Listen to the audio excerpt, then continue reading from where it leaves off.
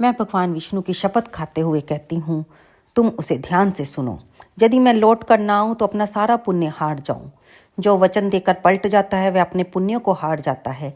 जो पुरुष अपनी विवाहिता स्त्री को त्याग कर दूसरी के पास जाता है, वैदिक धर्म का उल्लंघन करके कल्पित धर्म पर चलता है। भगवान विष्णु का भगत होकर शिव की निंदा करता है, भगवान शिव का भगत होकर विष्णु की निंदा करता है। माता पिता की निधन तिथि को श्राद्ध आदि ना करके उसे सूना ही बिता देता है तथा मन में संताप का अनुभव करके अपने दिए हुए वचन को पूरा करता है। ऐसे लोगों को जो पाप लगता है वही मुझे लगे। जय श्री राधा कृष्ण। नमस्कार दोस्तों, कलयुग के चमत्कार संतों की वाणी में आप सबका स्वागत है। गई विजय एकादशी और आ गई महाशिवरात्रि। दोस्तों, महाशिवरात्रि भगवान शिव की उपासना के एक अत्यंत पावन दिन है। वैसे तो हर मास में मासिक शिवरात्रि होती है, लेकिन फागुन के मास में आने वाली शिवरात्रि, जिसे कि महाशिवरात्रि कहते हैं, जो लोग बाकी मासिक शिवरात्रियों का व्रत नहीं रखते वे इस महाशिवरात्रि का व्रत रखने का अवश्य ही प्रयत्न करते हैं, ये मेरा मानना है। जब भगत पूर्ण श्रद्धा के साथ भगवान शिव की पूजा अर्चना अभिषेक करते हैं और अपना मनोवांछित फल प्राप्त करते हैं, भगत विभिन्न विधियों का पालन करके शिव कृपा को प्राप्त करने का प्रयास करते हैं। इस दिन महिलाएं जीवन में सुख समृद्धि और परिवार की खुशहाली के लिए निर्जर व्रत भी रखती हैं, जिसका पारण अगले दिन सूर्योदय के बाद किया जाता है।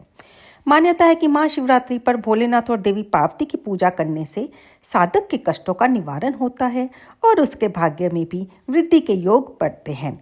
आज हम इस बात को जानेंगे कि कहीं महाशिवरात्रि को भी लेकर भक्तों में एकादशी की तरह कन्फ्यूज़न ना हो जाए कि महाशिवरात्रि कौन से दिन है, 26 फरवरी को या 27 फरवरी को, और इसकी पूजा का शुभ मुहूर्त क्या है, व्रत खोलने का समय क्या है। तो ये सब हमें इस वीडियो में जानेंगे। तो दोस्तों, महाशिवरात्रि फागुन मास के कृष्ण पक्ष की चतुर्थी तिथि को मनाई जाती है और पंचांग के अनुसार फागुन कृष्ण चतुर्थी तिथि 26 फरवरी को दिन में 1:18 से शुरू होगी और 27 फरवरी को सुबह 8:54 पर समाप्त हो जाएगी। और शिवरात्रि में जो पूजन होता है वो रात के पूजन का विशेष महत्व होता है, इसलिए महाशिवरात्रि पर्व 26 फरवरी दिन बुधवार को मनाया जाएगा। कई समुदाय तो सूर्योदय के आधार पर इस पर्व का निर्णय करते हैं, लेकिन महाशिवरात्रि जो पर्व है वो व्रत को 26 फरवरी को रखा जाएगा और 27 फरवरी को भी कई जगह पर महाशिवरात्रि मनाई जा रही है। उज्जैन महाकाल में जो निमक संप्रदाय हैं, राधा रमन जी मंदिर हैं, वृंदावन में कालका जी मंदिर दिल्ली में, इस तरह के सभी धार्मिक स्थलों पर महाशिवरात्रि का पर्व 26 फरवरी को मनाया जाएगा और 26 फरवरी दिन बुधवार को ही महाकुंभ में मुख्य शाही अंतिम स्नान होगा। अब अगर हम महाशिवरात्रि के शुभ मुहूर्त की बात करें तो आप जानते हैं शिवरात्रि में पूरी रात पूजा का विधान शुरू से ही रहा है। 4 पहरों में 4 बार की पूजा का प्रधान है, जिसमें आप जल से अभिषेक करते हैं, गन्ने के रस से अभिषेक करते हैं, दूध से अभिषेक करते हैं, गुड़, फल, फूल, धूप, दीप नैवेद्य प्रभु को अर्पित करते हैं, माँ गौरा की पूजा करते हैं, उन्हें श्रृंगार का सामान चढ़ाते हैं। तो हम इस जो 4 पहर की पूजा है उसके शुभ मुहूर्त है। प्रथम पहर की पूजा का समय है शाम के 6:19 से लेकर 9:26 तक और दूसरे पहर की पूजा का समय है 9:26 से लेकर 12:34 तक और तीसरे पहर की पूजा का समय है 12:34 से लेकर 3:41 तक और चौथे पहर की पूजा का समय है 27 फरवरी की सुबह 3:41 से लेकर 6:48 तक।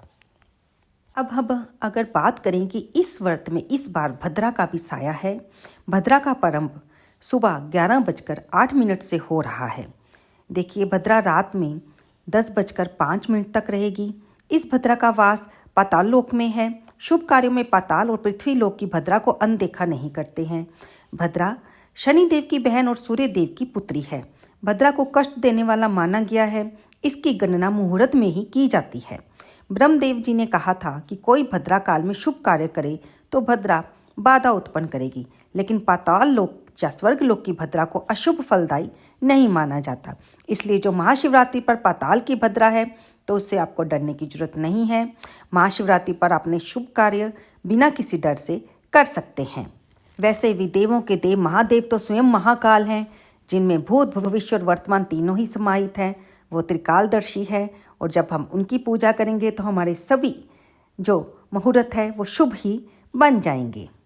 यानी कि महाशिवरात्रि पर आपको किसी तरह के मुहूर्त को देखने की शुभ कार्यों के लिए ज़रूरत नहीं है। आप किसी भी समय शुभ कार्य कर सकते हैं। शिवरात्रि पर आप श्री शिव चालीसा, भगवान भोलेनाथ के मंत्रों का ज़्यादा से ज़्यादा जाप कीजिए। अगर आप किसी कारण से व्रत नहीं भी रख पाए तो भी भगवान भोलेनाथ के मंदिर में जाकर, शिवालय में जाकर दीपदान अवश्य करें। प्रभु का जल से अभिषेक करें, उन्हें फल फूल माला धूप दीप नैवेद्य अर्पित करें। उन पर जो भी आप श्रद्धा भाव से यथाशक्ति चढ़ा सकते हैं वस्त्र का चढ़ाएं और शिव परिवार की पूजा कीजिए।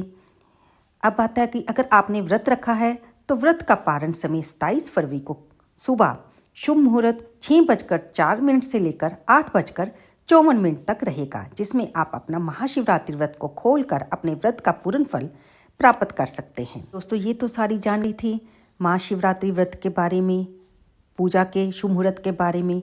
अब आती है महाशिवरात्रि पर हमें कौन सी कथा सुननी चाहिए। तो आइए इसी वीडियो में हम आपको कथा सुनाएंगे ताकि ये वीडियो आपके पास संपूर्ण जानकारी लेकर आए। दोस्तों, अधिकतर लोग यही जानते हैं कि महाशिवरात्रि भगवान शिव और माता पार्वती के विवाह के संबंध में मनाया जाता है, लेकिन कुछ विद्वानों का मानना है कि शिवरात्रि के दिन ही भगवान शिव ने कालकूट नाम का विष पिया था, जो सागर मंथन के समय समुद्र से निकला था। परंतु शिव पुराण में एक शिकारी से जुड़ी कथा का भी वर्णन आता है। आज हम आपको वही महाशिवरात्रि की कथा सुनाने जा रहे हैं। तो आपका फिर से एक बार मैं अपने वीडियो में स्वागत करती हूँ। कृपया इस वीडियो को अंत तक सुनिए ताकि पूरी जानकारी इस वीडियो में मिलते हुए आपको अपने व्रत का पूर्ण फल भी मिल सके। शिव पुराण के कोटि रुद्र संहिता में वर्णित कथा के अनुसार पुरानी काल में किसी वन में एक भील रहता था जिसका नाम गुरुद्रु था। उसका परिवार बड़ा था। वह बलवान और क्रूर स्वभाव होने के कारण ही क्रूरतापूर्ण कर्म भी किया करता था। वह प्रतिदिन वन में जाकर हिरन और अन्य जानवरों को मारता और वहीं रहकर नाना प्रकार की चोरियां करता था। उसने बचपन से ही कभी कोई शुभ कार्य नहीं किया था। इस प्रकार वन में रहते हुए उस दुरात्मा भील का बहुत समय बीत गया। तदंतर एक दिन बड़ी सुंदर एवं शुभ कारक शिवरात्रि आई, किंतु वह दुरात्मा घने जंगल में निवास करने वाला था, इसलिए उसको इस व्रत के बारे में कोई जानकारी नहीं थी। उस भील के माता पिता और पत्नी भूख से व्याकुल होकर खाने की मांग करने लगे, तो उनके बार बार याचना करने पर वह भील तुरंत धनुष लेकर वन की ओर चल दिया और शिकार करने के लिए सारे वन में घूमने लगा। देवयोग से उसे कुछ ना मिला और सूर्यास्त हो गया। इससे उसको बड़ा दुख हुआ। वह सोचने लगा, अब मैं क्या करूं, घर खाली हाथ कैसे जाऊं। घर पे जाऊंगा तो सभी मुझसे भूख की कारण भोजन की मांग करेंगे और मैं आज कुछ भी नहीं मिला है, उनकी क्या दशा होगी। अतः मुझे कुछ लेकर ही घर जाना चाहिए। ऐसा सोचकर वह शिकारी एक जलाशय के समीप पहुंचा। वहां पानी में उतरने का घाट था। वहां जाकर खड़ा होकर मन ही मन विचार करने लगा कि यहाँ कोई ना कोई जीव पानी के लिए अवश्य आएगा। उसी को मारकर उसे साथ लेकर प्रसन्नतापूर्वक घर को जाऊंगा। ऐसा निश्चय करके वह व्याघ्र एक बेल के पेड़ पर चढ़ गया और वहीं जल साथ लेकर बैठ गया। उसके मन में केवल यही चिंता थी कि कब कोई जीव आएगा, कब मैं मारूंगा। इसी प्रतीक्षा में भूख प्यास से पीड़ित वह वहां बैठा रहा। फिर काफ़ी रात हो गई। जब रात का पहला प्रहर आरंभ हुआ तो एक प्यासी हिरनी वहां आई, जिसे देखकर उस शिकारी को बड़ा हर्ष हुआ। उसने तुरंत ही उसे मारने के लिए अपना धनुष पर एक बाण चढ़ाया। ऐसा करते उसके हाथ के धक्के से थोड़ा सा जल और बेलपत्री नीचे गिर गई। उस पेड़ के नीचे एक शिवलिंग था जो कि पत्तों से ढका हुआ था, जिसके बारे में वह शिकारी क्या कोई भी नहीं जानता था। इस तरह उस जल और बेलपत्री से शिव की प्रथम पहर की पूजा संपन्न हो गई। उस पूजा के महात्म्य से उस व्याघ्र का बहुत सा पाप तत्काल ही नष्ट हो गया। उधर होने वाली खड़खड़ाहट की आवाज़ को सुनकर हिरनी ने भय से ऊपर की ओर देखा तो शिकारी को देखते हुए व्याकुल हो गई और बोली, व्याघ्र, तुम क्या करना चाहते हो? मेरे सामने सच सच बताओ। तब व्याघ्र ने कहा कि आज मेरा परिवार के लोग भूखे हैं, अतः तुम्हें मारकर मैं उनकी भूख मिटा दूंगा। तब उसके ये वचन सुनकर और दुष्ट भील को बाण ताने देकर हिन्नी सोचने लगी कि अब मैं क्या करूं, कहाँ जाऊं, कोई उपाय सोचती हूँ। ऐसा विचार करके उसने कहा कि मेरे माँ से तुम्हें को सुख होगा। इस अनर्थकारी शरीर के लिए इससे अधिक महान पुण्य का कार्य और क्या हो सकता है। उपकार करने वाले प्राणी को इस लोक में जो पुण्य होता है उसका 100 वर्षों में भी वर्णन नहीं किया जा सकता। परंतु इस समय मेरे सब बच्चे मेरे जहाँ पर मैं रहती हूँ वहाँ पर मेरे घर पे हैं। मैं उन्हें अपनी बहन को सौंप पाऊँ क्योंकि वे वहाँ पर अकेले हैं और छोटे हैं, उनकी रक्षा के लिए कोई भी नहीं है। अपनी बहन को सौंपकर मैं तुम्हारे पास वापस आ जाऊंगी। तुम मेरी बात को मिथ्या मत समझो, क्योंकि सत्य पर ही धरती टिकी हुई है। सत्य से ही समुद्र अपनी मर्यादा में स्थित है। सत्य से ही निर्जर से जल की धाराएं गिरती रहती हैं। सत्य ही में ही सब कुछ स्थित है। हिन्नी के ऐसा कहने पर जब व्याध ने उसकी बात नहीं मानी, तब उसने अत्यंत भयभीत होकर पुनः इसी प्रकार कहना आरंभ किया। हिरनी बोली, व्याध, मैं तुम्हारे सामने ऐसी शपथ खाती हूँ जिससे मैं अवश्य तुम्हारे पास लौट आऊँगी। ब्राह्मण यदि वेद बेचे और तीनों काल संध्या वंदन ना करे तो उसे जो पाप लगता है, पति की आज्ञा का उल्लंघन करके स्वच्छ इच्छा अनुसार कार्य करने वाली स्त्रियों को जिस पाप की प्राप्ति होती है, किए हुए उपकार को ना मानने वाले, भगवान शंकर से विमुख रहने वाले तथा विश्वासघात और छल कपट करने वाले लोगों को जो पाप लगता है, उसी पाप से मैं भी लिप्त हो जाऊं यदि मैं लौट कर ना आऊं। इस तरह अनेक शपथ खाकर वह हिरनी चुपचाप खड़ी हो गई। तब उस व्याध ने उस पर विश्वास करके कहा कि अच्छा ठीक है, तुम चली जाओ, लेकिन वापस आना। वह हिरनी बड़ी हर्ष के साथ पानी पीकर अपने घर की ओर चली गई। इतने में पहला पहर बीत गया। तब उस हिरनी की बहन दूसरी हिरनी जिसका पहली ने स्मरण किया था, उसी की राह देखते हुए जल पीने के लिए वहां आई। भील ने स्वयं फिर अपने धनुष में बाण को संधारा, तो ऐसा करते समय पुनः पहले की भांति भगवान शिव के ऊपर जल और बेलपत्री गिर गई। उसके द्वारा महात्मा शंभु की दूसरे प्रहर की पूजा भी संपन्न हो गई। यद्यपि वह जो था अनजाने वश हुआ था, तो भी व्याग को मन में एक सुख की अनुभूति हुई, क्योंकि उसके पाप ऐसा करने से जाने अनजाने में नष्ट हो रहे थे। हिरनी ने उससे बाण खींचते देखकर पूछा, हे व्याग, क्या करते हो? व्याग ने कहा कि मैं तुम्हें मारने जा रहा हूँ। तब उस हिरनी ने कहा कि अगर तुम मुझे छोड़ दोगे तो तुम्हारा बड़ा उपकार होगा, क्योंकि मैं जो छोटे छोटे बच्चे हैं मेरे घर पर हैं, मैं उन्हें जाकर अपने स्वामी को सौंप दूँ, फिर मैं तुम्हारे पास लौट आऊँगी। तब हिरनी की बात सुनकर व्याग बोला, मुझे तुम्हारी बात पर विश्वास नहीं है, मैं तुम्हें मारूंगा। व्याग की बातें सुनकर वह भगवान विष्णु की शपथ खाते हुए कहती कि मैं जो कहती हूँ उसे सुनो। यदि मैं लौट कर ना आऊँ तो अपना सारा पुण्य हार जाऊँ, क्योंकि जो वचन देकर उससे पलट जाता है वह अपने पुण्य को हार जाता है। जो पुरुष अपनी विवाहिता स्त्री को त्याग कर दूसरी के पास जाता है, वैदिक धर्म का उल्लंघन करके जो गलत काम करता है, गलत धर्म पर चलता है, कल्पित धर्म पर चलता है, भगवान विष्णु का भक्त होकर शिव की निंदा करता है और शिव का भक्त होकर भगवान विष्णु की निंदा करता है। माता पिता की निधन तिथि को श्राद्ध आदि ना करके उसे यूं ही बिता देता है और मन में संताप का अनुभव करके अपने दिए हुए वचन को पूरा करता है। ऐसे लोगों को जो पाप लगता है वह मुझे लगे यदि मैं लौट कर ना आऊँ। हिरनी के ऐसा कहने पर व्याध ने कहा कि ठीक है, जाओ, मगर लौट आना। हिरनी जल पीकर अपने घर की ओर चली गई। इस तरह रात का दूसरा पहर भी व्याग के जागते जागते बीत गया। इसी तरह तीसरा पहर आरंभ हो गया। हिरनी के लौटने पर बहुत विलंब हो रहा था और व्याग को अपने परिवार की चिंता तंग कर रही थी, व्याकुल कर रही थी।